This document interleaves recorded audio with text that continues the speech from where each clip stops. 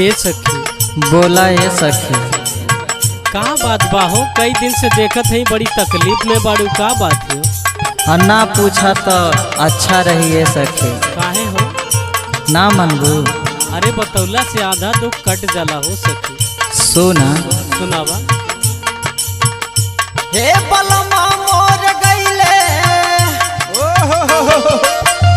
हे बलमा मोर गईले, छोड़ी परदेसवा बलमा मोर गईले, छोड़ी परदेसवा बलमा मोर गईले, छोड़ी परदेसवा बलमा मोर गईले। हे बलमा मोर गईले, हे बलमा मोर गईले, छोड़ी परदेसवा बलमा मोर गईले, छोड़ी परदेसवा बलमा मोर गईले, छोड़ी परदेसवा बलमा मोर गईले।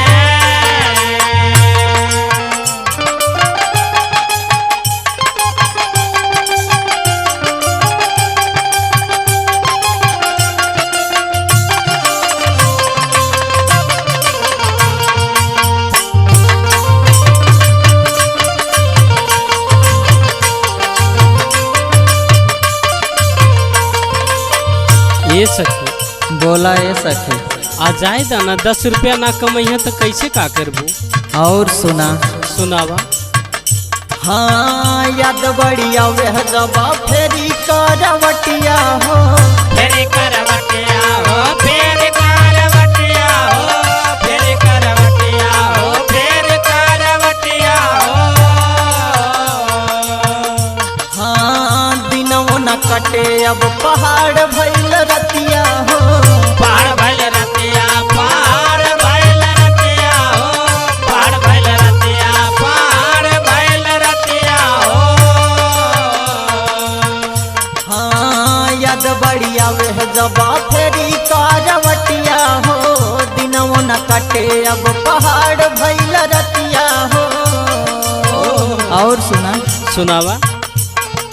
प्यार में अपना पगली बनैले, छोड़ी परदेसवा बलमा मोर गईले, छोड़ी परदेसवा बलमा मोर गईले, छोड़ी परदेसवा बलमा मोर गईले।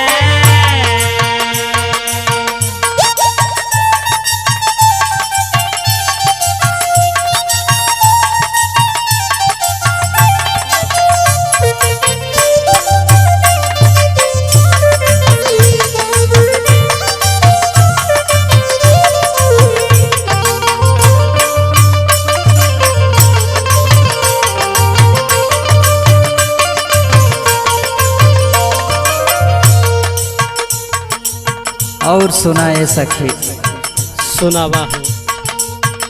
हाँ यदि तो बलम के खाली पैसा के भूख बा, पैसा के भूख बा, पैसा के भूख बा, पैसा के भूख बा, पैसा के भूख बा। हाँ उनका बिना सखी हो तो बड़ा दुख बा, हो तो बड़ा दुख बा, हो तो बड़ा दुख बा, हो तो बड़ा दुख बा, हो तो बड़ा दुख बा। आदित्य बलम के खाली पैसा के भूख बा, उनका बिना सखी हो तो बड़ा दुख बा। अरे अमर जीत देवरा भी, अरे अमर जीत देवरा भी जियरा जरैले, छोड़ी परदेसवा बलमा मोर गईले,